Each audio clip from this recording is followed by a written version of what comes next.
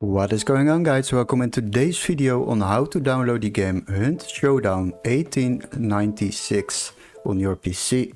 So if you buy games at Steam, it can get really expensive, especially the latest ones. Plus downloading from random websites can lead to viruses, and nobody wants that. But don't worry, in this video I will show you how to download this game without overspending and keeping your PC safe. So the first step is open your Google browser, and before we start I would like to ask you to subscribe to our channel and like the video. Once you have done that, we need to locate this game on Steam first before we can proceed to another website. So go to the Steam website and search up the game Hunt Showdown 1896. So search for the game, after that select it, scroll a little bit down and you will see a price of €29.99. But don't worry, we got a workaround. What you need to do is open the link in the video description where it says find game here, and you will be redirected to this webpage.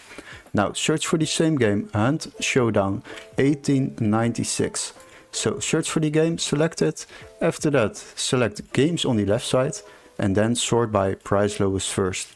Once you have done that, there will be a couple of options available.